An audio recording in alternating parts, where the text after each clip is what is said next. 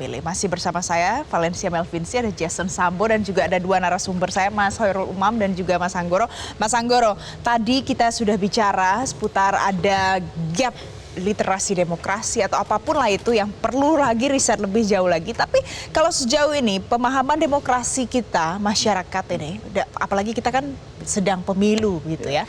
Bagaimana sebenarnya tingkat literasi demokrasi itu?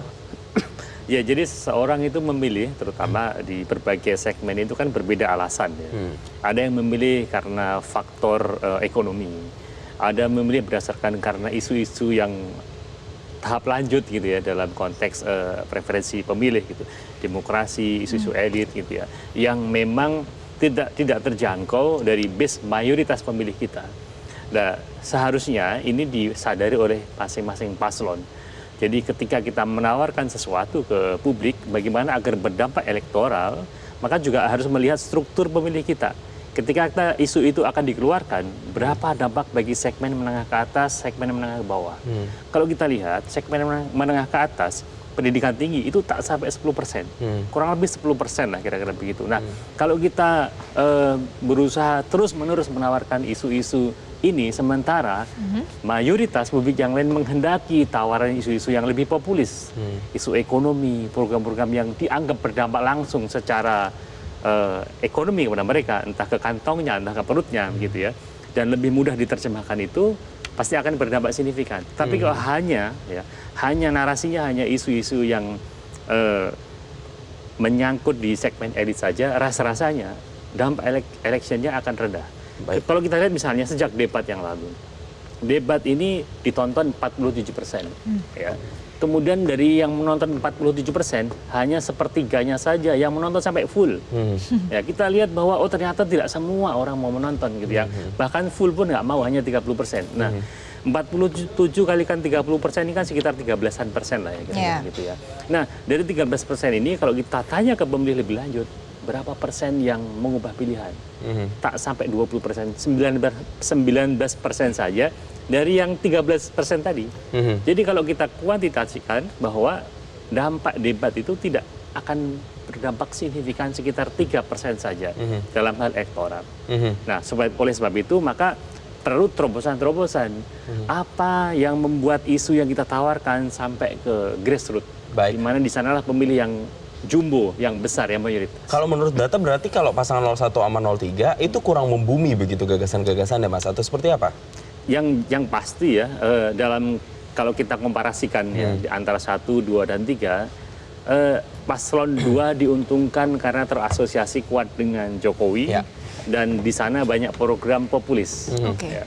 Sementara paslon 1 suka tidak suka dia mengambil ceruk yang tidak puas dengan Jokowi, paling banyak ceruknya di situ tentunya. Kuat gitu menentang ya. Betul, dan harus kita akui dampak dari mengambil pilihan ini ya, jika waktunya tidak cukup menggerus kepuasan Jokowi, maka juga tidak akan cukup mendapatkan dampak elektoralnya dari mereka yang saat ini puas gitu ya. Dan terbukti dari survei dari bulan tahun kemarin ya, Oktober, November, Desember hingga Februari, kepuasan kinerja Jokowi tidak cukup signifikan turunnya, meskipun diserang oleh isu MK, isu dinasti gitu ya.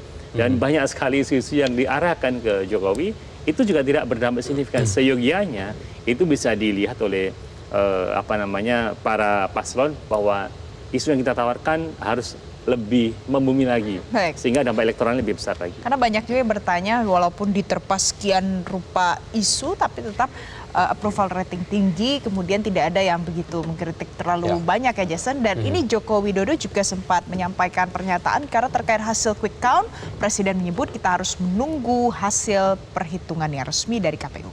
Ya, berikut pernyataan Presiden Joko Widodo saat pembukaan Indonesia International Motor Show di Kemayoran, Jakarta. Hasil quick count Pak, hasil quick count sementara kan Pak Prabowo sama Mas Gibran unggul telak nih Pak, 50% kali 60% atau 50%. Gimana perasaannya Pak? Gimana Pak? Kayaknya Pak. Hasil penghitungan quick count itu adalah metode penghitungan yang ilmiah. Tetapi apapun kita harus menunggu hasil resmi dari KPU. Jadi sabar. Tapi Pak di satu sisi sudah berkomunikasi belum Pak dengan Ojo ke susu. Sabar. Selamat belum Pak? Udah selamat belum ke Pak Prabowo dan Mas Gibran? Udah, selamat itu Selamat udah. telepon ya Pak? Sudah Pak? Belum Pak? Ketemu langsung udah. Kapan Pak? Pertemuan tersebut kapan Pak? Malam Berdua atau dua-duanya atau Pak Prabowo aja? berempat. Bapak didampingi siapa Pak? Bapak didampingi siapa? Ya nggak perlu saya sebut. Tapi Pak di satu sisi Pak banyak masyarakat yang menyoroti soal kecurangan seperti dari surat di TPS katanya di-upload ke Sirekap kok hasilnya berbeda dengan yang sudah ada. Gimana Pak? Yang pertama ya, mengenai kecurangan. Caleg itu ada saksi di TPS. Partai ada saksi di TPS. Capres, cawapres, kandidat ada saksi di TPS. Di TPS ada Bawaslu. Aparat juga ada di sana. Terbuka untuk diambil gambarnya. Saya kira pengawasan yang berlapis-lapis seperti ini akan menghilangkan adanya kecurangan. Tapi kalau memang ada betul, ada mekanisme untuk ke Bawaslu, mekanisme nanti persidangan di MK, saya kira sudah diatur semuanya kok. Jadi janganlah teriak-teriak curang. Ada bukti langsung bawa ke Bawaslu, ada bukti bawa ke MK. Ya. Pak, soal pertemuan Bapak, katanya kata Bapak, katanya Bapak meminta Sri Sultan untuk memfasilitasi pertemuan dengan Bu Mega, itu bagaimana Pak? Apanya? Katanya Bapak meminta Sri Yang Sultan. namanya silaturahmi dengan semua tokoh-tokoh bangsa itu sangat baik.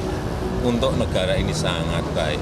Ya. Jelajahi cara baru mendapatkan informasi. Download Metro TV Extend sekarang.